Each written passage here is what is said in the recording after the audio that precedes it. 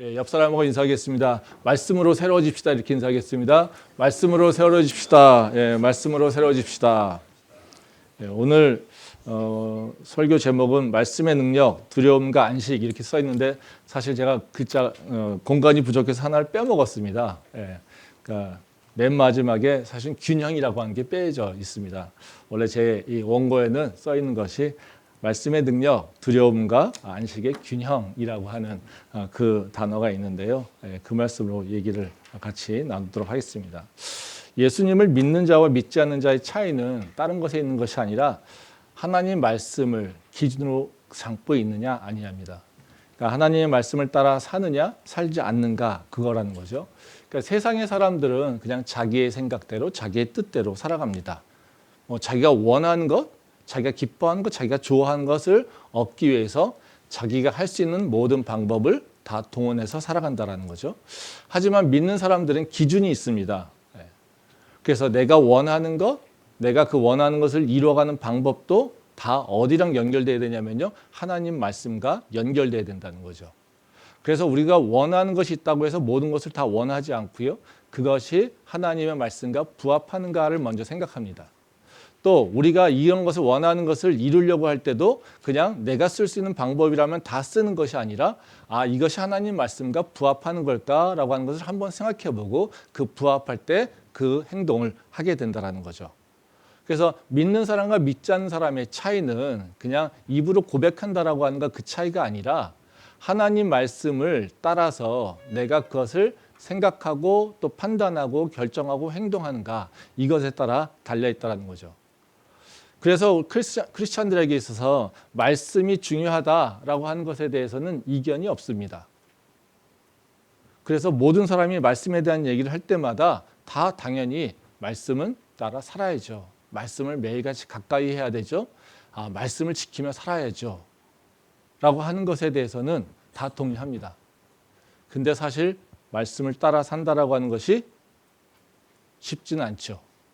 그래서 우리는 말씀을 따라 살아야 됩니다라고 하는 고백을 한 다음에 항상 그걸로 끝나는 것이 아니라 뒤에 붙는 말이 있습니다. 뭡니까? 맞아요. 그런데 말씀 따라 살기가 쉽지가 않아요. 이게 항상 따라 붙는다라는 거죠. 맞습니다. 말씀 따라 사는 것이 쉽지 않죠. 세상이라고 하는 것은 말씀을 인정하지 않고 우리의 삶의 터전은 세상에 있고요.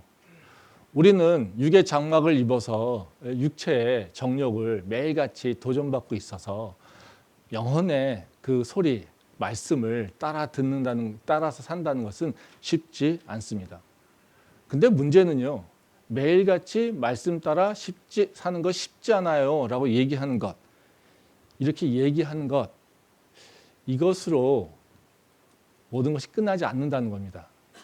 사실 매일같이 10년 전이든 또는 아니면 1년 전이든 아니면 몇 개월 전이든 말씀 소중해요. 근데 말씀 따라 사는 거 쉽지 않아요. 이 말이 동일하게 반복되고 있다라면요. 그리고 그 모습에 그대로 있다라면요. 사실은 그것은 말씀을 소중히 여기는 삶은 아니라는 거죠. 우리의 문제는 우리가 해야 될 일은 어렵다라고 하는 것을 얘기하는 것이 아니라 그 어려움을 극복하는 데 있습니다. 우리가 살아가면서 해야 될 일은요. 이거 쉽지 않아요 라고 하는 것을 얘기하는 것이 아니라 그 쉽지 않은 것을 어떻게 해야 될까를 고민하는 것이 있다는 거죠.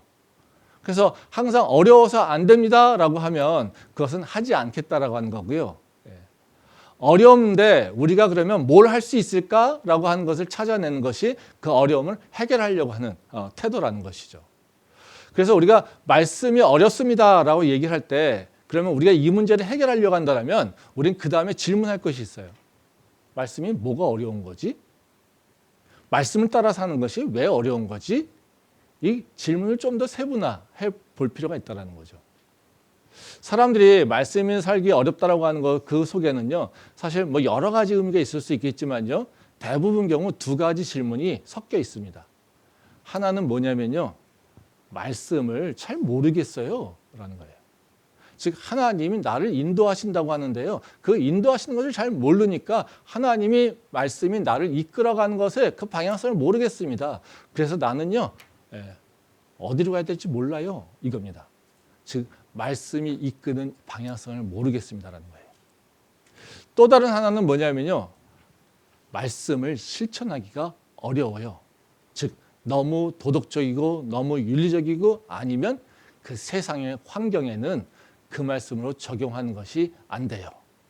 즉 우리가 말씀을 적용하는 그 실천하는 그 삶의 터전은 세상이 지배하고 있는 곳이겠죠.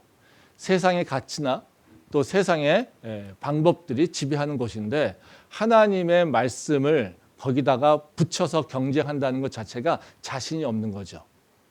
그래서 하나님 말씀을 따라 산다는 것을 실천하는 것이 어렵습니다라는 거예요. 이 두 가지 주장 어찌 보면 되게 설득력이 있습니다. 그렇지 않습니까? 우리가 하나님 뜻을 어떻게 합니까? 성경 말씀 읽는다고 하나님 뜻이 우리가 보여집니까? 잘 안 보여져요.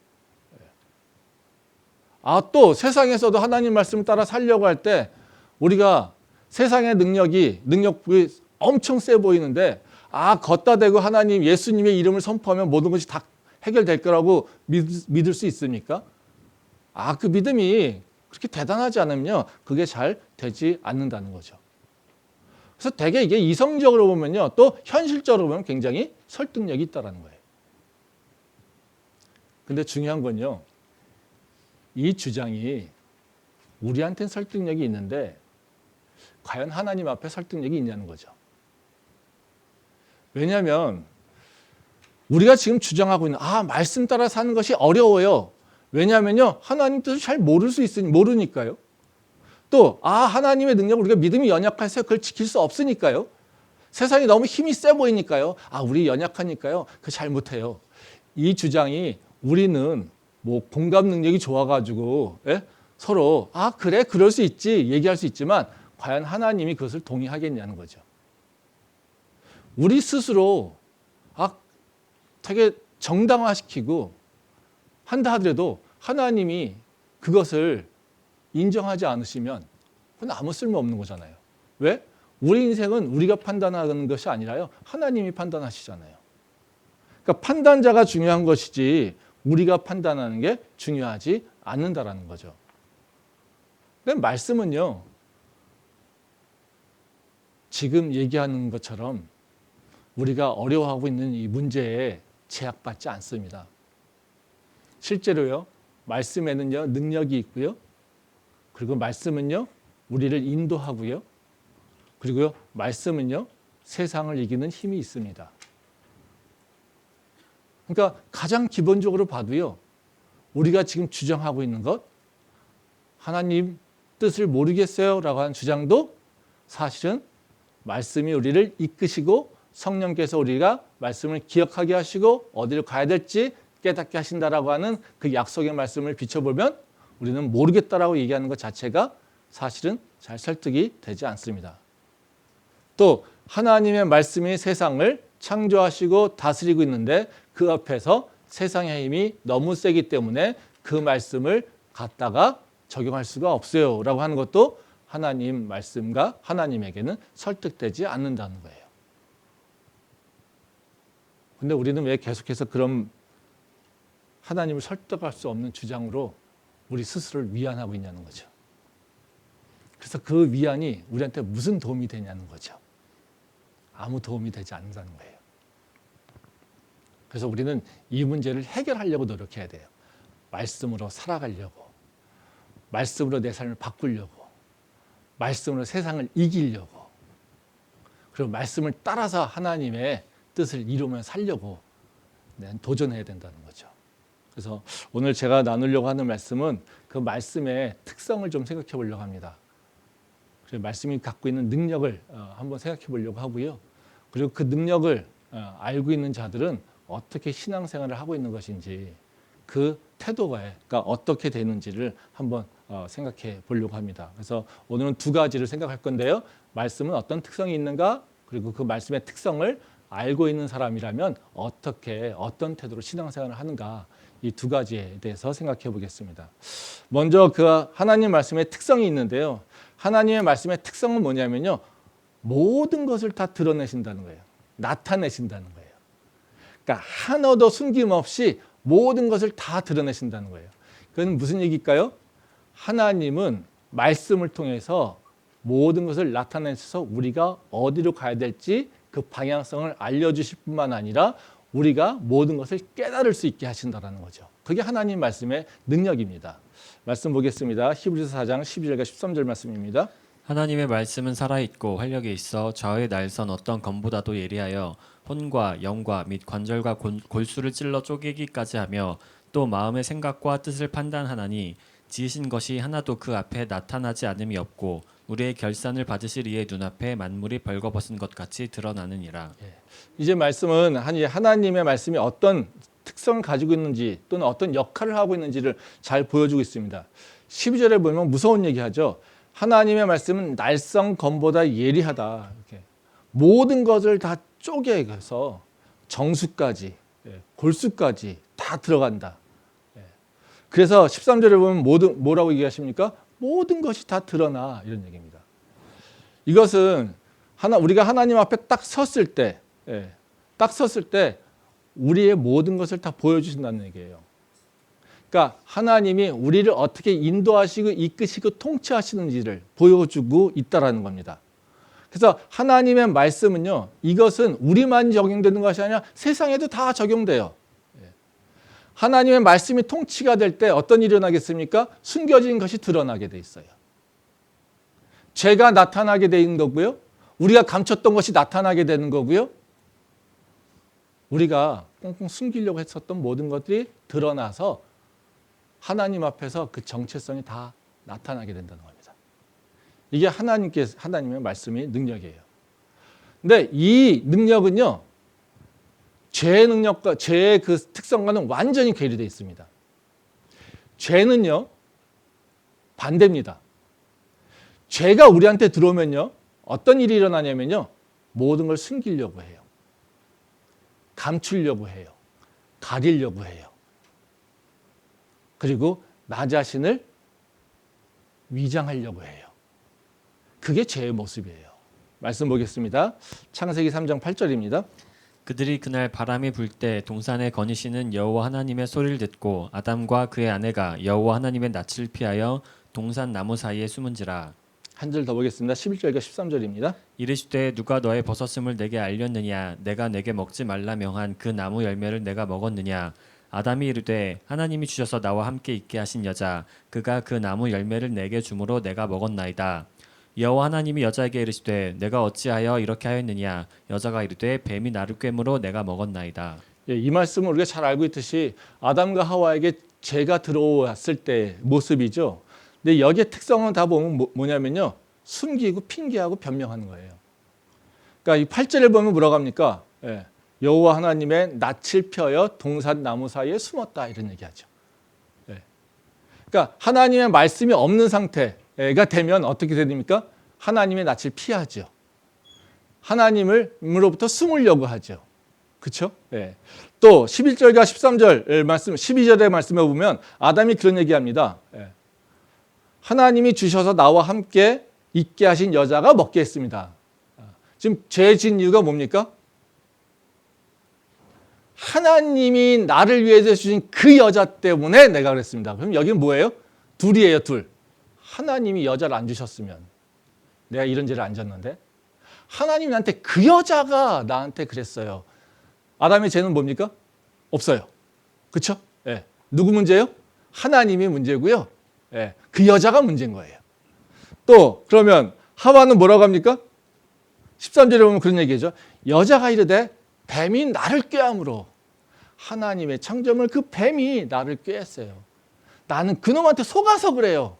그놈이 나쁜 놈이죠. 내가 나쁜 놈이 아니에요. 이런 얘기죠. 이 모습 보면 다 뭐예요? 하나님 앞에 숨기고요. 거짓말하고요. 남 핑계대고요. 그래서 결국은 어떻게 해요? 나는 문제가 없는데요. 저놈이 문제예요. 이겁니다. 이게 우리 사는 모습이죠. 하나님 말씀도 없을 때는 우리도 똑같은 모습이에요. 근데요, 이런 삶 속에서 하나님 말씀이 임하면 어떤 일이 일어날까요? 모든 사람의 죄가 다 뒤집어집니다. 다 나타납니다. 말씀 보겠습니다. 요한복음 8장 4절과 5절 말씀입니다. 예수께 말하되 선생이여 이 여자가 간음하다가 현장에서 잡혔나이다. 모세는 율법에 이러한 여자를 돌로 치라 명하였거니와 선생은 어떻게 말하겠나이까. 한 절 더 보겠습니다. 9절 말씀입니다. 그들이 이 말씀을 듣고 양심의 가책을 느껴 어른으로 시작하여 젊은이까지 하나씩 나가고 오직 예수와 그 가운데 섰는 여자만 남았더라. 예. 이 말씀은 우리가 잘 알고 있는 말씀이죠. 간음하다 잡혀온 여인의 사건입니다. 이 사건은 뭐 여러 가지로 바라볼 수 있는데요. 사실 이 말씀은 유대인과 예수님 간의 말씀에 대한 논쟁이에요. 누가 말씀을 잘 지키고 있느냐라는 거예요. 유대인들은 자신들이 말씀을 잘 지키고 있다는 거예요. 근데 예수님이 오셔가지고 이상한 소리 하고 있다는 거예요. 그래서 예수님의 말씀을 시험하여서 그 말에 걸려들수록 하려고 이 간음하다 여인을 잡혀온 거예요. 근데 이 여인의 사건을 통해서 보게 되면 결국 드러나는 건 뭡니까? 유대인들의 죄예요. 말씀 때문에 유대인들은요, 저 여인이 죽을 죄인입니다. 죄를 졌다고 얘기하고 있어요. 근데 예수님이 그들에게 드러내신 건 뭡니까? 본인들이 죄인이라고 하는 것을 드러내고 있다는 거예요. 유대인들이 꽁꽁 숨겨서 나는 죄인이 아니고 나는 문제가 없고 나는 의롭고 저 여자가 더러운 여자인데 저런 여자가 이 세상에 없어져야 되는데 저런 여자를 하나님이 심판하셔야 되는데 근데 그 말 들고 말씀 갖고 와서 그 여인을 심판하고 있는데 예수님이 오셔서 뭐 하셨습니까? 그들이 숨기고 있는 것을 드러나게 하신 거예요. 그래서 어떻게 해요? 그들이 자기의 죄가 양심의 가책이 느껴져서 다 하나둘씩 도망갔다는 겁니다. 말씀의 능력은 우리가 생각하면 우리 크리스천들이 자꾸 오해를 하고 있는 부분이 있는데요. 말씀의 능력하면 어떤 생각을 합니까? 무슨 초자연적인 기적과 이적. 말씀으로 선포하니까 뭐 병이 낫고 그런 일도 일어나요. 그런 일도 일어납니다. 근데요, 그거는요, 우리가 할 수 없을 때 일어나는 거죠. 말씀은요, 가장 기본적인 건 뭡니까? 우리를 보호하시고 인도하시는 거예요. 우리를 깨닫게 하시는 거예요. 하나님의 능력을 모르는 자에게는요, 초자연적인 역사가 일어나요. 하나님을 믿는 자에게는 어떤 일이 일어나겠습니까? 말씀을 깨우쳐서 어떤 길을 가야 될지, 어떤 삶을 살아야 될지, 어떤 모습으로 행동해야 될지, 어떤 태도를 가져야 될지를 깨우쳐 주셔서 알게 하시는 거예요. 그걸 통해서 우리가 길 없이 길을 몰라서 방황하다가 어떤 길을 가야 될지를 알게 하시고 그리고 세상에 도전이 온다 하더라도 우리는 그것을 이제는 말씀을 의지해서 이기려고 싸우고 도전해 나가는 거고 이런 과정을 통해서 우리가 하나님의 인도함을 받는 거예요. 하나님의 보호하심은요, 우리에게 몰랐던 것을요, 깨우치게 하시면서 우리를 보호하십니다.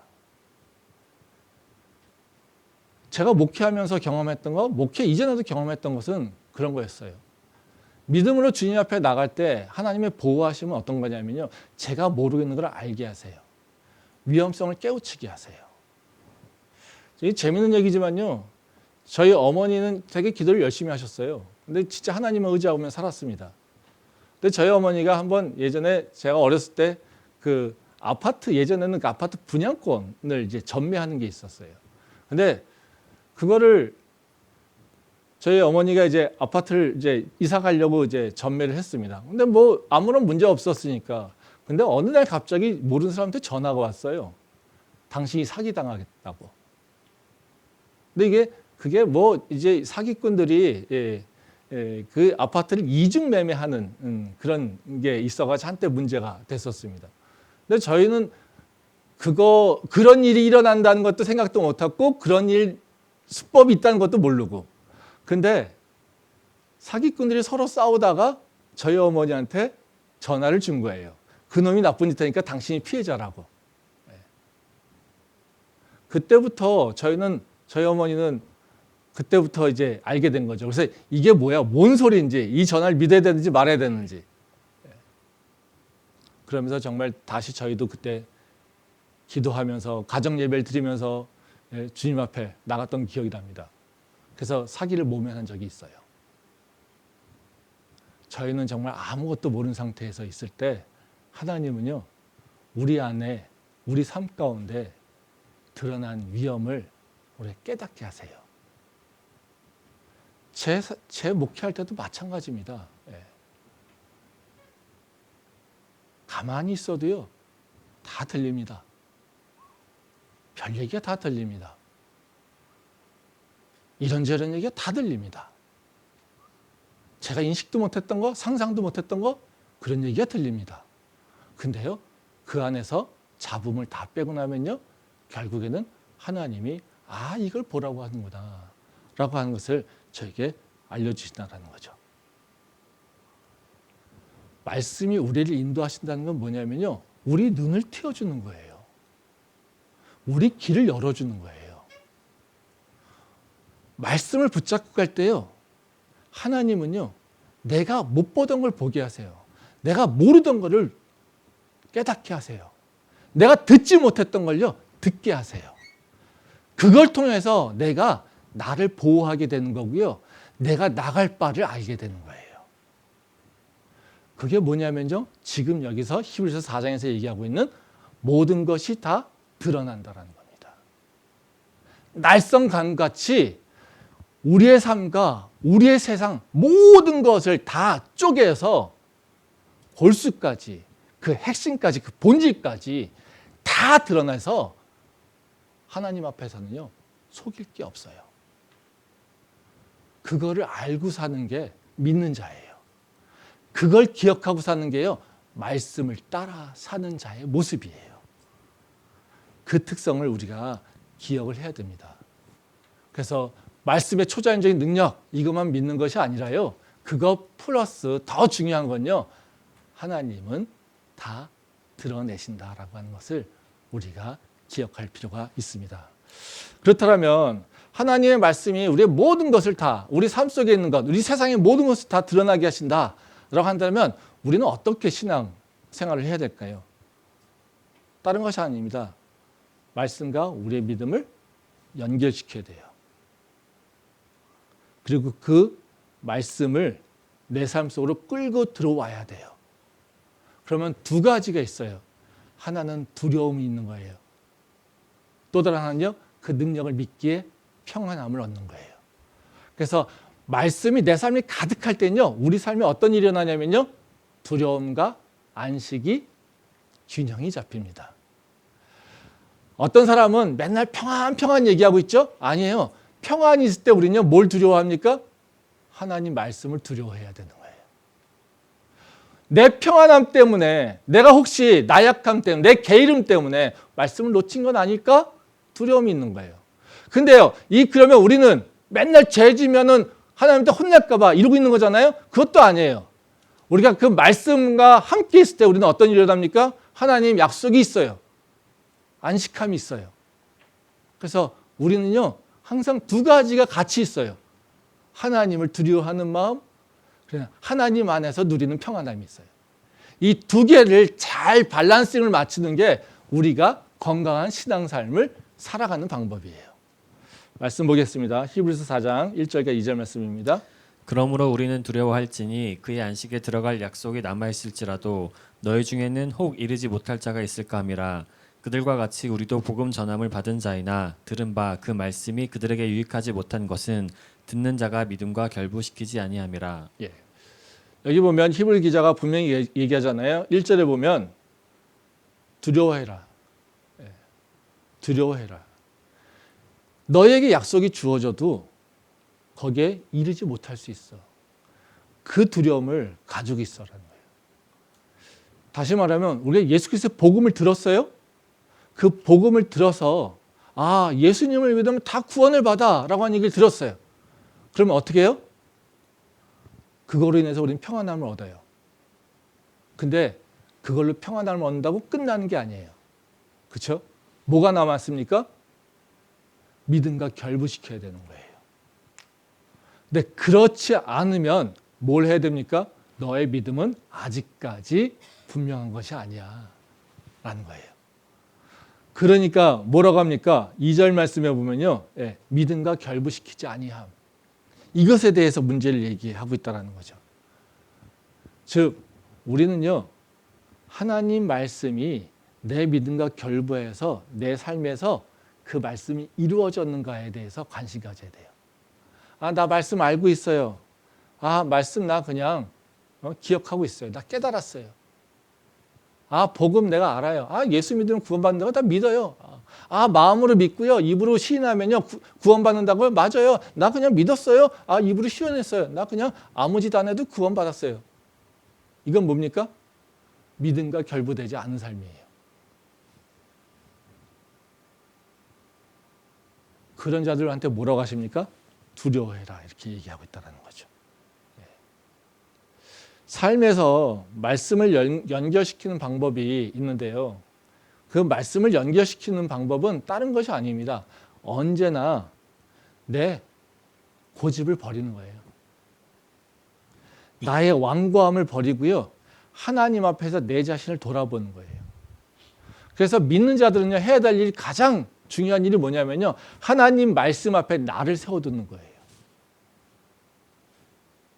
이게 굉장히 중요합니다. 요새 크리스찬들은요, 하나님 말씀 앞에서 축복만 찾잖아요. 근데 그것은요, 우리가 찾지 않아도요, 축복은 다 와요. 우리가 해야 될 일은 뭐냐면요, 하나님 말씀 앞에서 내가 완고하지 않고 고집스러지 않고 내 주장만 주장하지 않도록 나를 자꾸 돌아보는 거예요. 이게 말씀이에요. 말씀 보겠습니다. 히브리서 4장 7절 말씀입니다.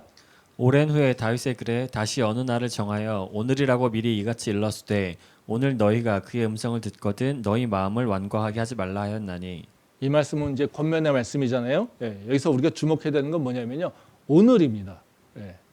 7절 말씀에 보면 어느 날을 정하여 오늘이라고 이렇게 얘기했잖아요. 그렇죠? 오늘 너희가 음성을 듣거든 마음을 완고하게 하지 마라. 이건 무슨 얘기겠습니까? 어제 했다고 내가 모든 것이 해결될 게 아니에요. 오늘 했다고 미래가 다 보장되는 것도 아니에요. 뭡니까? 매일같이 우리는 말씀으로 나를 비춰봐야 된다는 거예요. 매일같이 내가 하나님의 말씀에 온전한가 자꾸 나를 들여봐야 되는 거예요. 우리 앞에서 얘기한 것처럼 매일같이 내가 나 스스로를 속이는 자처럼 살고 있는 건 아닌지 내 자신을 돌아봐야 돼요. 솔직하게 우리는 우리를 알고 있다고 하지만요. 우리는요.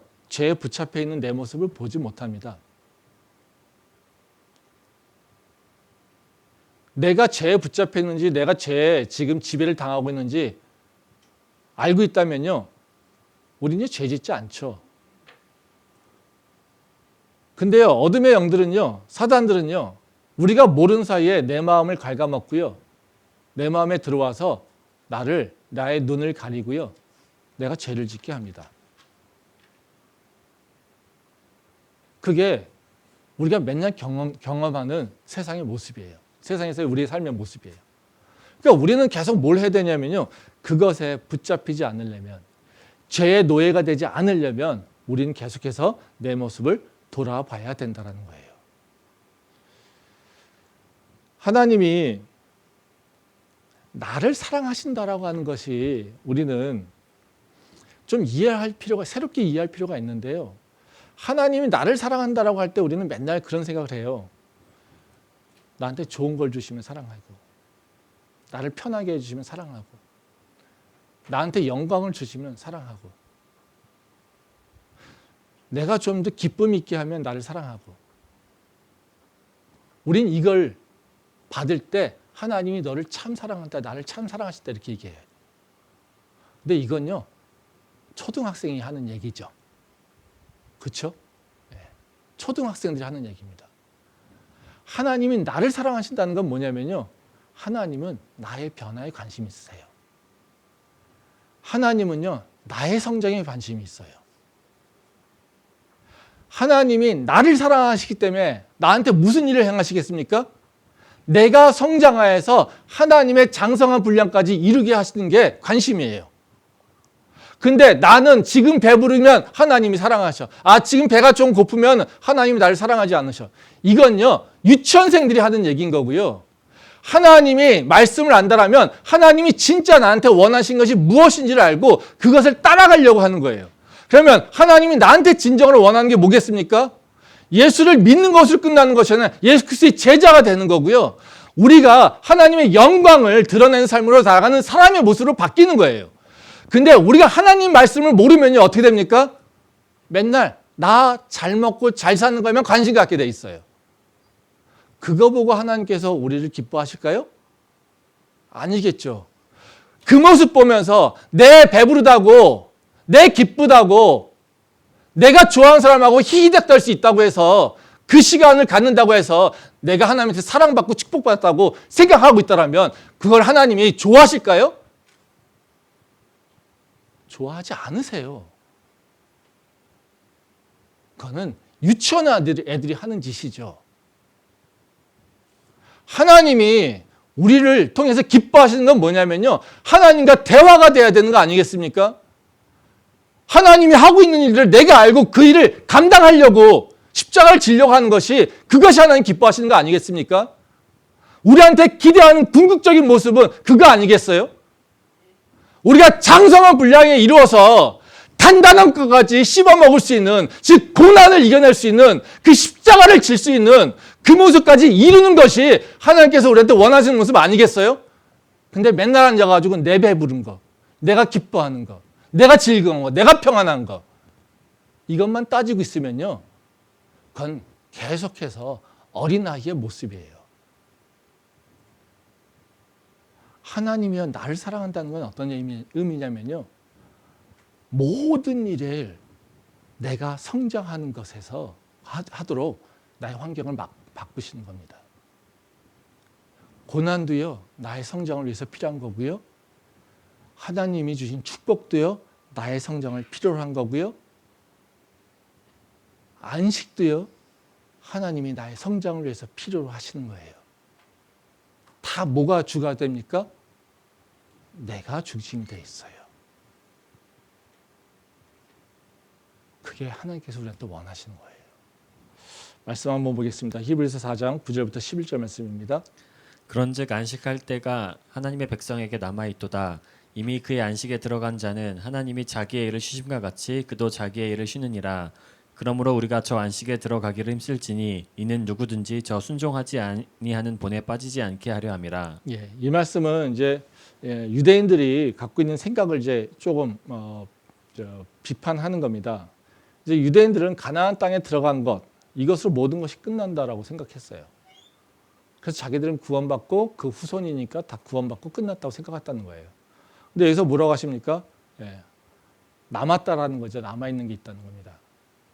가나안 땅에 들어가는 거, 그걸로 끝난 것이 아니라 너희가 진정으로 안식해야 될 것이 있어. 이걸 지금 우리의 삶으로 보면요, 그런 얘기입니다. 나 예수님 믿어요. 그러니까 나는요, 하나님한테 축복받아야 되고요. 하나님께서 주신 거, 모든 거 좋은 거 다 누려야 돼요. 그럴 만한 자격이 있습니다.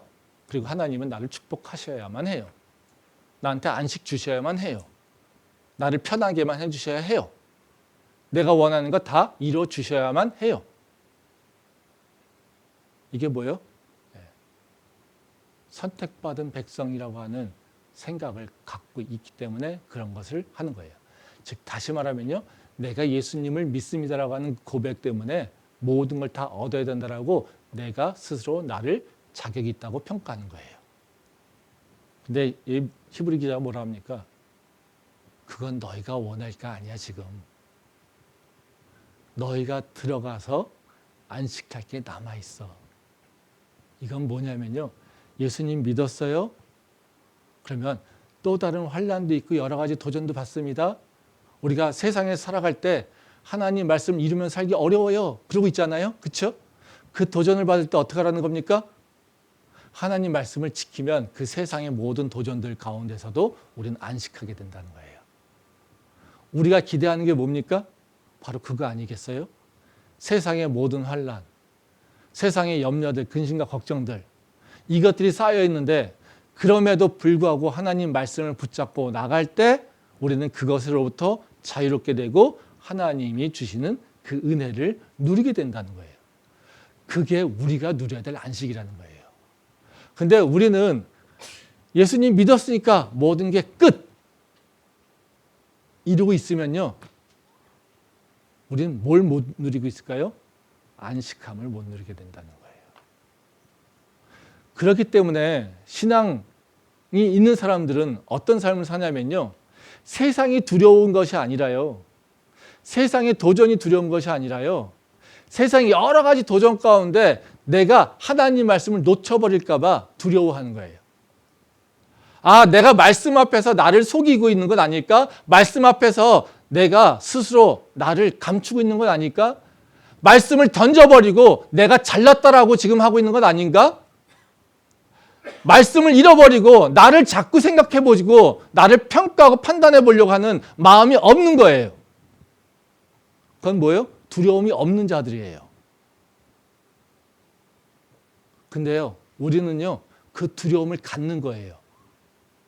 세상의 그 도전 때문에 내가 말씀을 잃어버린 건 아닐까? 내 육체의 정욕 때문에 내가 말씀을 놓쳐버린 건 아닐까? 내가 의롭다고 하려고 하나님 앞에서 나를 자꾸 지금 포장하고 숨기고 위장하고 있는 건 아닐까? 두려움으로 그거를 나를 다시 보는 거예요. 그 두려움 때문에 우리는 어떻게 합니까?